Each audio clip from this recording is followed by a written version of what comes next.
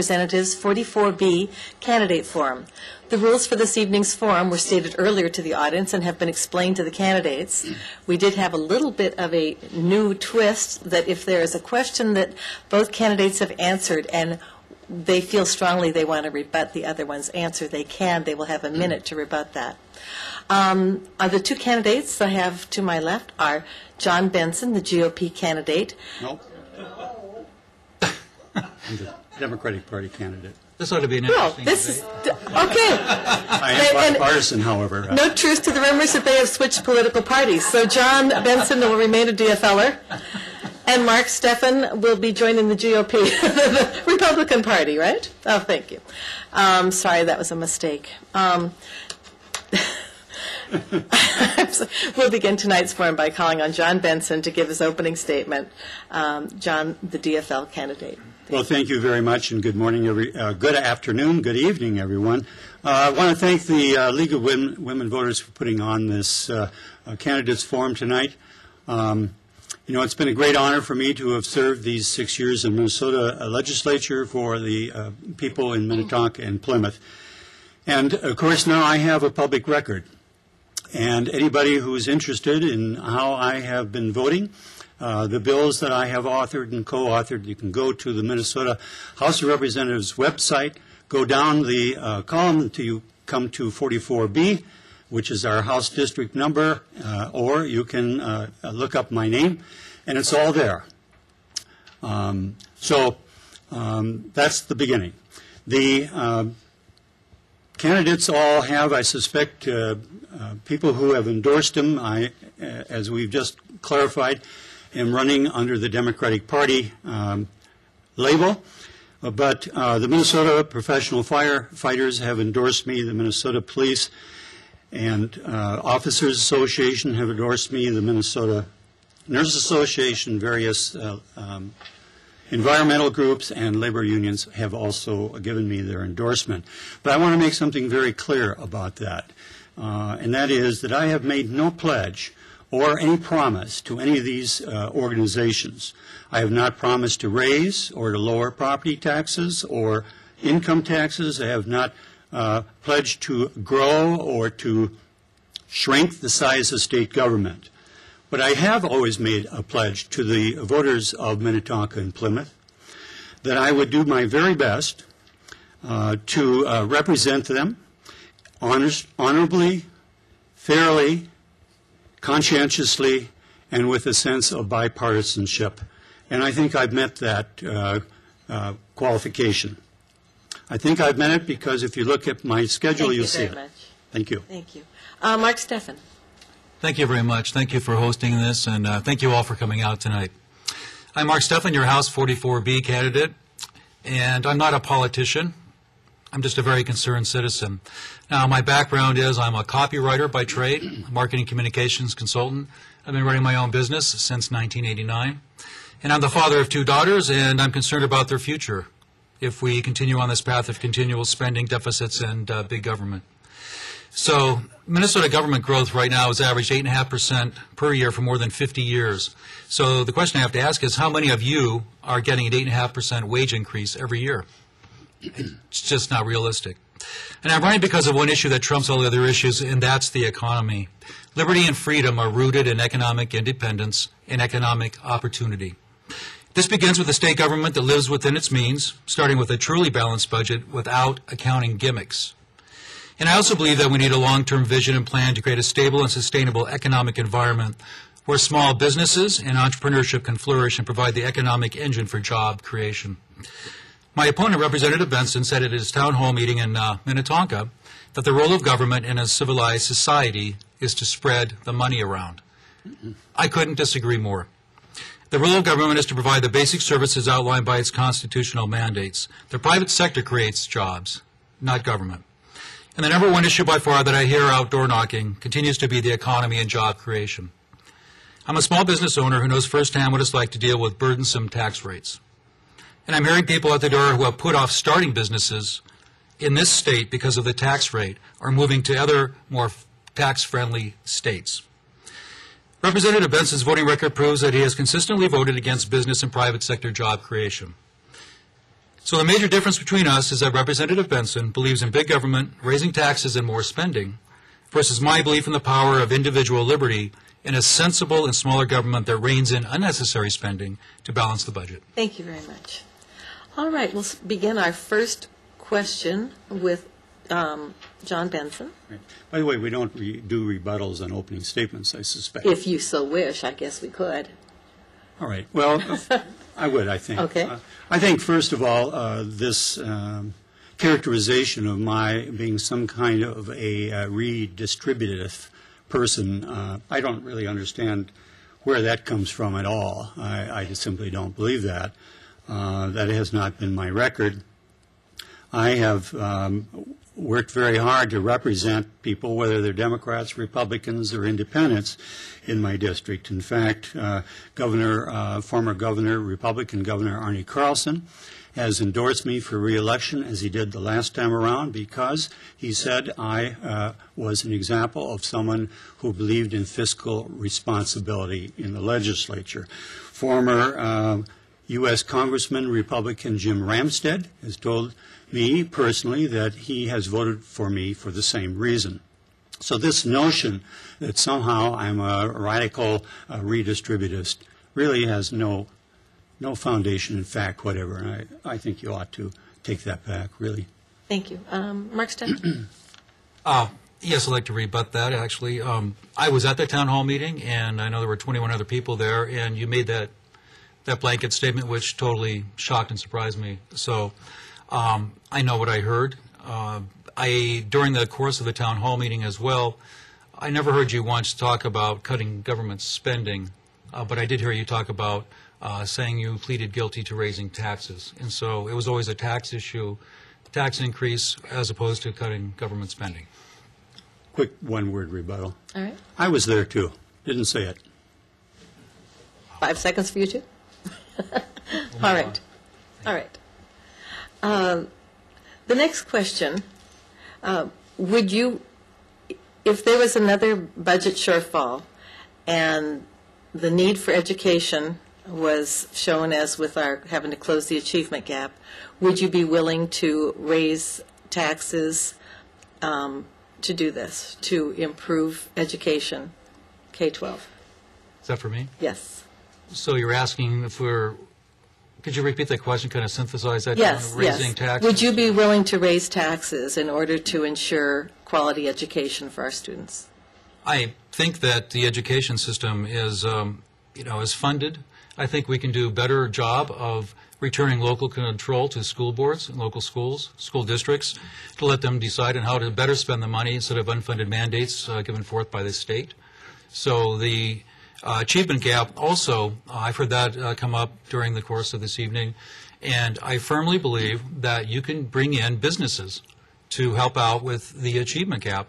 Bring in businesses who can, they have a vision of what technology might be used going forward and where that, how that can help the children, and coming up with programs that would, that they could institute and bring that forward. Thank you. John Benson. Well, we do have a problem here. If you factor in inflation, and by the way, the majority party does not factor in inflation, only increases in revenue in the state budget, which I have never heard of doing anywhere else, certainly not in private sector. But the public education system, K-12, has not gotten an increase if you factor in inflation since 1985. It's gotten to the point now where our class sizes are some of the largest in the country. We're going to have to find additional resources. Now, one of those sources could be the tax expenditure side of the ledger. Almost a third of the state budget goes to tax expenditures, and many of those have not been evaluated and looked at for up to 30 years, and it's time we do. So in a time of recession, it is difficult to raise additional revenue, but if we have any hope in the state of keeping up with the rest of the country and the world, we have to make those investments in public education that will move our children forward, and that's just a fact. Thank you very much. Let's see here. The next question. The costs of many items are being passed by the state and county on down to the cities. The increase will have to be higher property taxes or do you have a solution? And we'll start with John Benson. I apologize. This issue has been riling for a long time. The state has pretended that it's been balancing the state budget, but it's been doing it by shifting more and more of the responsibilities onto local governments, whether it's the counties or the cities. So we have a great difficulty here in the sense that the state has not been generating the kind of revenues. Part of this has to do with the recession we're facing, and so the state government and local governments are having a difficulty with that. I was the lead on a working group to get rid of unfunded mandates on the schools. I had great difficulty in achieving that. It was a bipartisan opposition because people have this notion that there are all kinds of great things that should be done. They simply don't want to come up with the money to pay for them. So we have to get rid of unfunded mandates. That's one thing, not only on schools, but on local government and county governments as well. Thanks. Thank you very much. Mark Stefan. Could you repeat that question? Sure. Hang on. The cost of many items are being passed by the state and county down to the cities. The increase will have to be higher property taxes, or do you have a solution? No, I would agree with Representative Benson here that, yeah, the unfunded mandates, we have to stop the unfunded mandates. You're telling schools, the cities have to raise the money somehow through property taxes when the money's not there. Especially through the K through 12 shift, taking money out of that. I mean, the budget is such a huge issue. My main issue is the economy and balancing the budget and telling the people the truth about having a balanced budget and having a long-term vision for carrying that forward. So when you say you have a $1.2 billion surplus and that money goes back into the cash reserves and the K through 12 funding, you're back at zero again with a projected deficit of $1 billion for the next round. So we have to have a really clear long-term vision and strategy to keep this budget balanced going forward and keep it balanced. Thank you. The next question, and we'll begin with Mark Stefan. Do you support the construction of the Southwest Light Rail? Why or why not? I do not support the construction of the Southwest Light Rail, and here's why. This is a funding problem as well. I was doing some research on this, and the Met Council reported in 2010 that the cost, for instance, this goes back to the Hiawatha Light Rail. The cost of a single ride in the Hiawatha line has to be subsidized by almost 60%. And MnDOT's own studies concluded that the light rail, the Southwest Light Rail, would not be worth the cost. Hennepin County Rail Authority said that their portion would have to be almost entirely funded by doubling property taxes. And from my understanding is that it's either going to be property taxes to fund this and a combination of property tax increase and sales tax. So my question is, do we really want to add debt to our children to pay for this for decades to come? John Benson. I do support the Southwest Corridor. I support it partly because the business community, who I think know better about the importance of moving commerce and populations better than you or myself, are strongly in favor of it. Also, a very large amount of money that Minnesotans pay to the federal government through various taxes never come back to the state.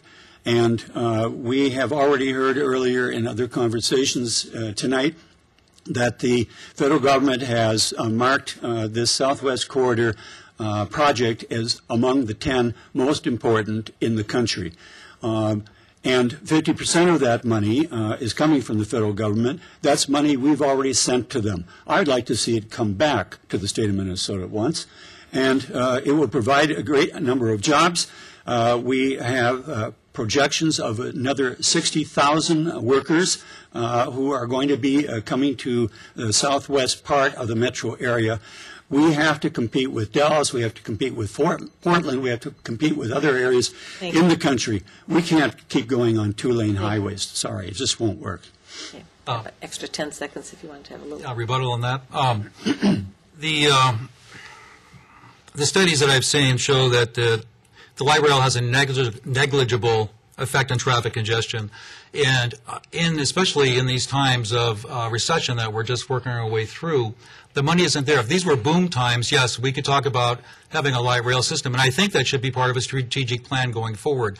But the money simply isn't there. Maintaining and improving our state's existing infrastructure should be a priority, such as adding a third lane to 494. This is what is in our constitutional mandate. And just for an example, for every dollar spent on the Hiawatha line, we receive 42 cents back in value. So my question is, as a business owner, how many businesses would be in business if the widget that they manufacture cost $1 and they sold it for 42 cents? None. Thank you. Quick rebuttal on that. Could we? You want to move on? Just another question, because I think you might be able to pull them in later on at the end. I'll have a question where you're going. Well, you know what? I'm going to just ask the question right now.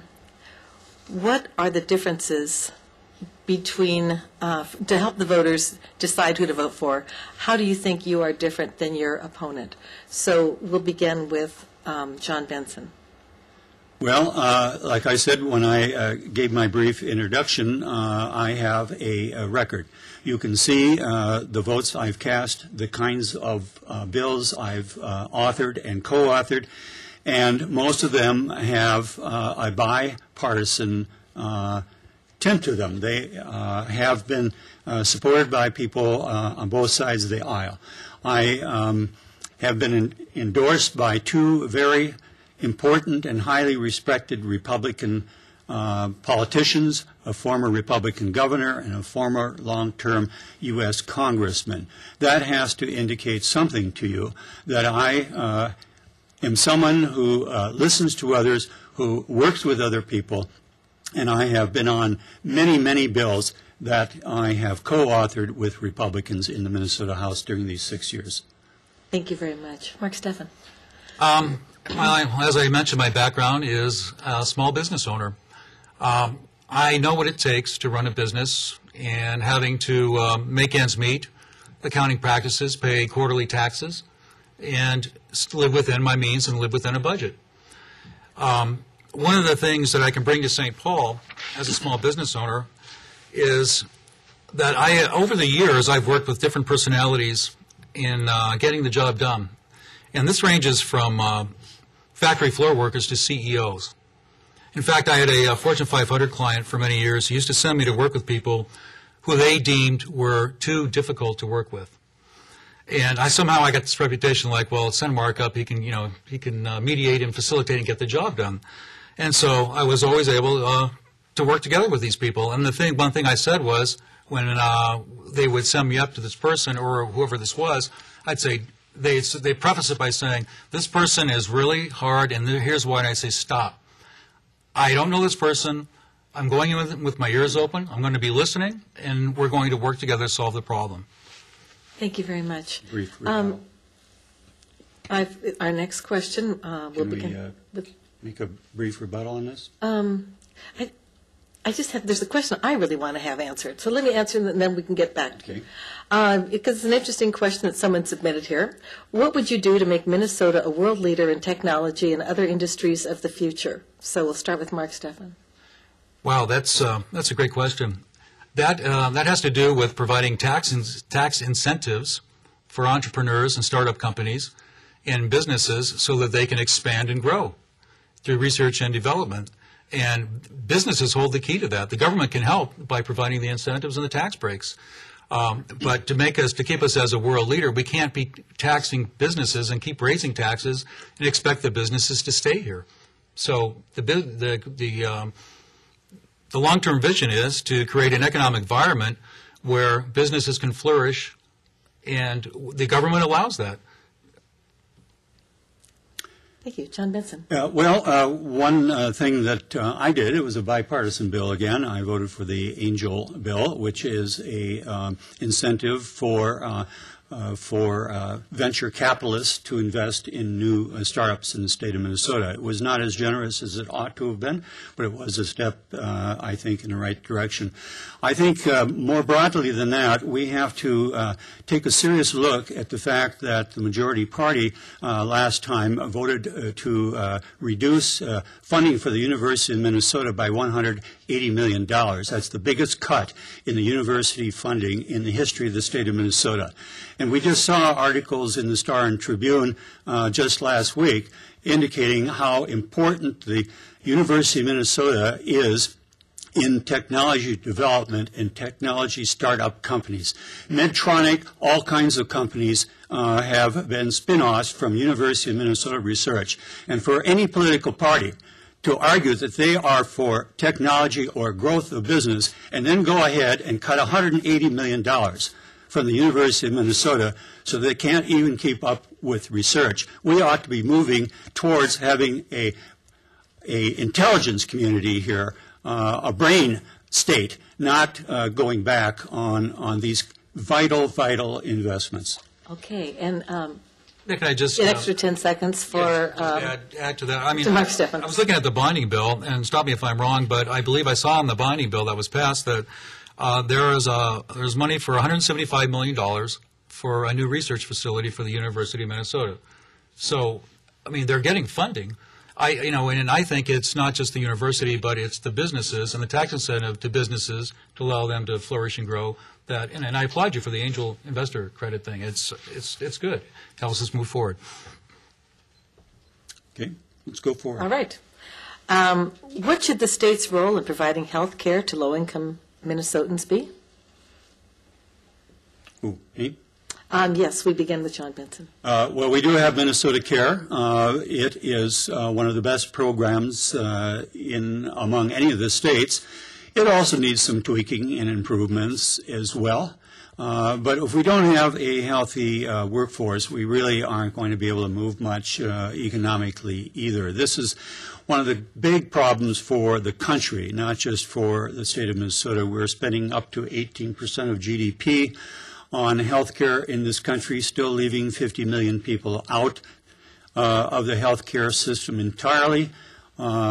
And Minnesota, though, is, I think, an example of a state with Mayo Clinic and others that have moved well towards wellness programs, towards doing something about seeing to it that people get the help they need before they become so ill that they have to go then into emergency wards, which are so expensive, and by the way, ends up charging all of us large premiums on our health insurance policies. So Minnesota Care, I think, is the answer that we've come up with. Thank you. Mark Stefan.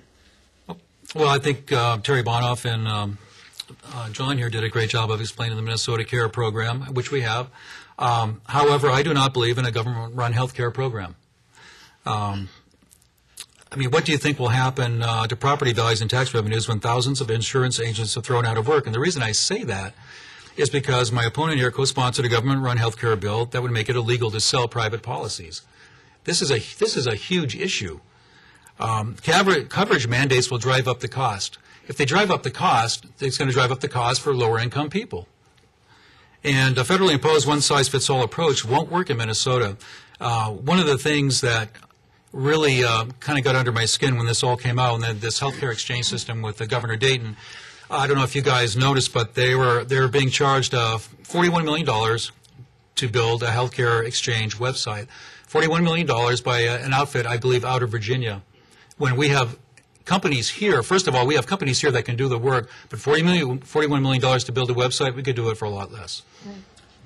Yes. Do you want to rebut? Sure. Yes. Well, I have not sponsored nor have I voted for any government-sponsored health care plan. I don't know where that's coming from at all. As far as the health exchange system that is being established, that's through the national plan, of course, that was passed by Congress and signed by President Obama and ratified by the Supreme Court. And by the way, the health exchanges are not government-run. Those are exchanges of private insurance companies that are in competition with each other. And whether one believes in a single-payer system or this private system that we would have under the health care exchange program, we are going with the one we have, which is private insurance companies competing. So this notion that somehow we've got Big Brother here coming in, taking over the health care system is a canard completely. Sorry, it's just not a fact. Thank you. Can I rebut? Sure. Add to that. I just met with Minnesota Choice and Healthcare Group, who have endorsed me, and they're extremely concerned. And the insurance underwriters are very concerned because of what's in the Obamacare plan. And it is going to put insurance agents out of business. I mean, if you look at what's going on in there, and they're making a great case for why this is a bad deal. I have to rebut that. Yes. Here's the deal. We have not been able to get a single member of the Republican majority, either the House or Senate, to sit down with the governor or the Commissioner of Health to work on this at all. They are stonewalling it.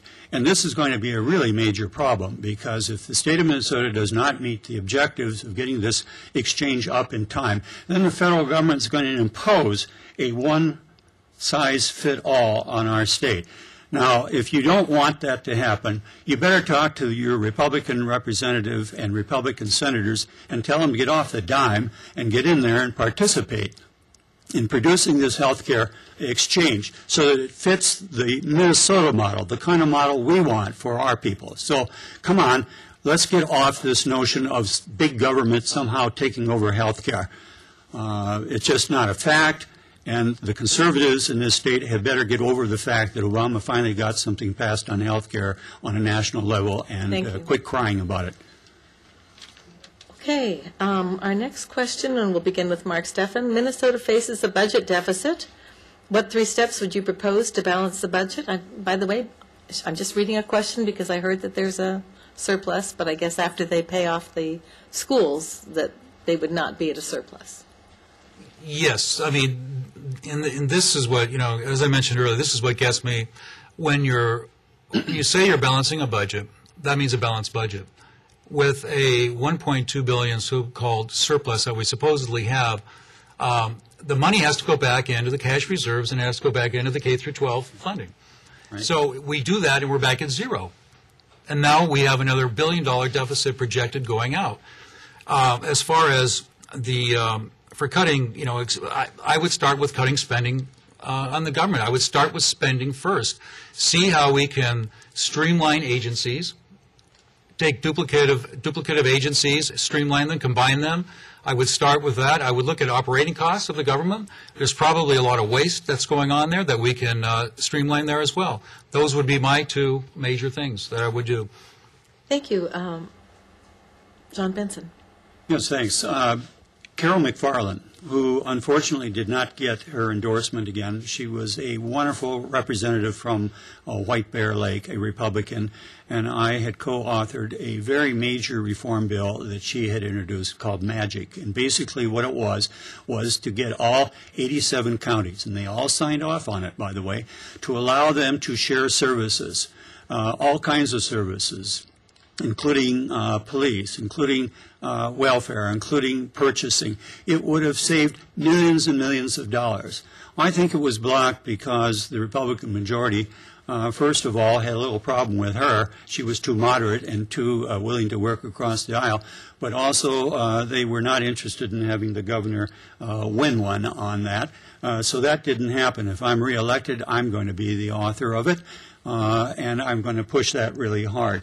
But as far as the budget deficit, again, we have almost a third of the state budget that are tax expenditures. Nobody's been looking at them for years and years and years. Let's concentrate on that first. Okay, thank you very much. Now we're at the lightning rounds here. Those weren't already 15 seconds. 15, I know. You guys are sharp. All right. I'll start with the first one, just 15 seconds for each. If elected to the Minnesota State Senate, would you vote to cut funding to Planned Parenthood? And we'll begin with John Benson. Okay, first of all, I'm not going to the Senate. I'm going to go to the House if I'm lucky and if the voters decide to send me back. Now, the question was... Maybe it should be if elected, would you vote to cut funding to Planned Parenthood? I would not. Planned Parenthood is a wonderful organization. A tiny, tiny proportion of it goes into the controversial area here of women's health. I'm a man, and I'm, getting up there in age. I don't think men should be telling women how to run their own personal health care decisions. Mike Sorry. Stefan. I would, because I don't support taxpayer-funded abortions. Okay. For the proposed amendments, do you support the proposed amendment to the Minnesota Constitution as proposed, the voter ID bill? We'll begin with Mark Stefan. Yes, I'll be voting on the photo ID amendment because I believe it will strengthen the integrity of our elections. And if it passes, I'll work to ensure that the election requirements placed into law are fair to the people of the district and the state. Thank you. John Benson. Well, the cost of the amendment, and we debated this on the floor of the House, is so excessive. Some estimates are between $30 and $50 million, and that's an ongoing expense. And we had, 24 people that we found had broken the law. Not only on top of that, but this ID doesn't really take care of those people. They can just go get an ID anywhere they want. Thank you. Can I just answer that? Or rebut that? Or 15 seconds. Okay. It's my understanding that since 2006, there have been 48,000 fraudulent votes that people couldn't account for. Yeah. There was a lot. Wasn't there a lawsuit brought against with the Supreme Court? John Benson. Well, come on, really? We just had two recounts for the governor and for a senator. We had the Chief Justice of the Supreme Court and the majority of the Supreme Court, who were appointed by Republican governors, saying that they found nothing. They found hardly anything. There were some people who screwed up their absentee ballots a little bit, and I think most of those probably got thrown out. This is an absolute canard. I'm sorry, I don't believe in conspiracies too much, but this is an example of attempts for voter suppression, plain and simple. Thank you very much.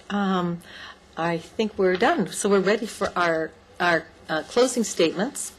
And again, 2 minutes for the closing statements. We'll begin with Mark Stefan.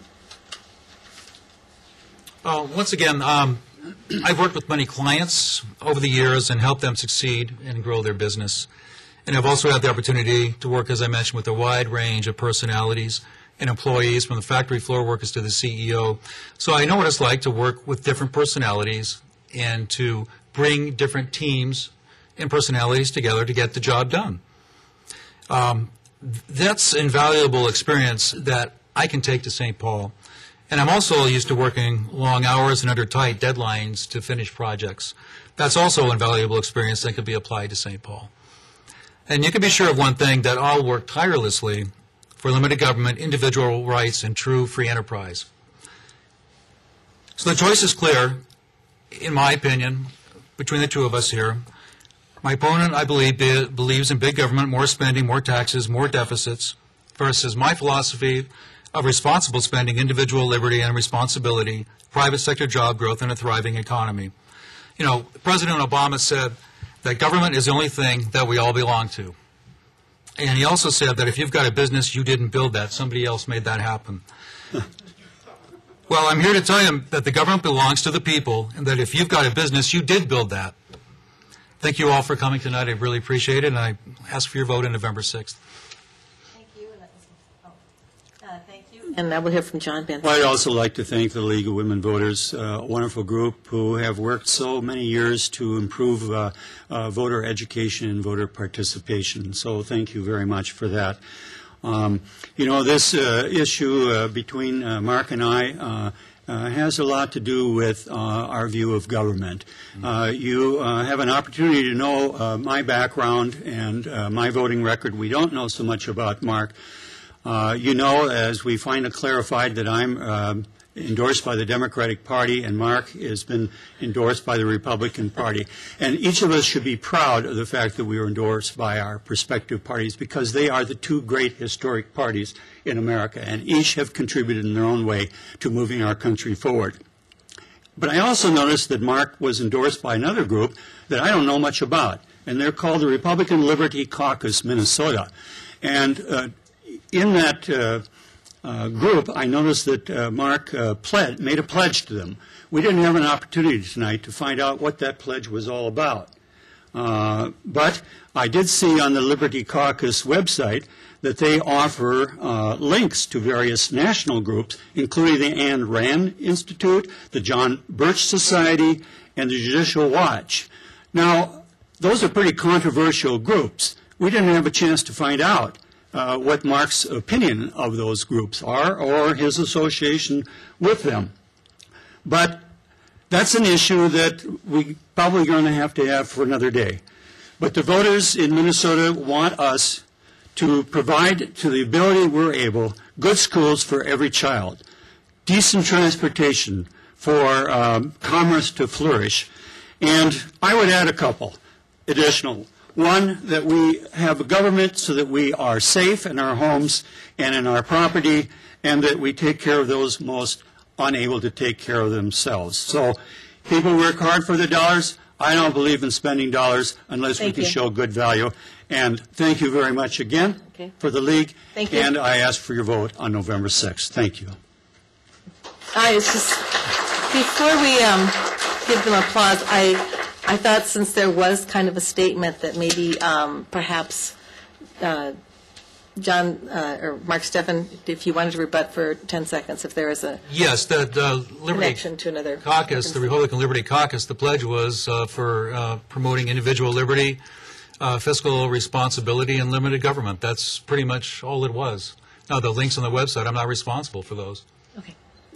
John. Did it also, thank you, ma'am. Did it also call for the elimination of all corporate taxes? Corporate tax, that's a discussion that we need to have, actually. All right. You know, we should have tonight. Thank you so much. Well, I think the discussions maybe could continue on. I want to thank Cheryl Day, the Voter Service Chair, for organizing this event. Thank you very much. Thank you to the audience here for being here, as well as the participants, and for those watching in the audience. Obviously, the candidates will be here for a while. I want to thank the City of Plymouth for allowing us to use the City Council chambers. Thank you to the Northwest Community Cable for recording tonight's forum. The replay times can be reviewed on Northwest Community Cable, Channel 12, on the following days. October 4th, the Minnesota Senate 44, Minnesota House 44A and 44B will be replayed on Friday, October 12th, 8:30 p.m. and 11 p.m. Saturday, October 13th at 5 p.m. Sunday, October 14th at 11 p.m. And if you missed the Plymouth City Council Candidates Forum, which was held on Tuesday, October 2nd, the replay times are Monday, October 8th, 8:30 p.m. and 11 p.m. Saturday, October 13th at 11:30 a.m. Sunday, October 14th, 11:30 a.m. Also, please visit the League of Women Voter website, www.vote411.org, or the www.lwvmn.org for information on your candidates and ballot. Please remember to vote on Tuesday, November 6th from 7 a.m. The polls are open from 7 a.m. to 8 p.m. And thank you again to the candidates. Thank you. Thank you.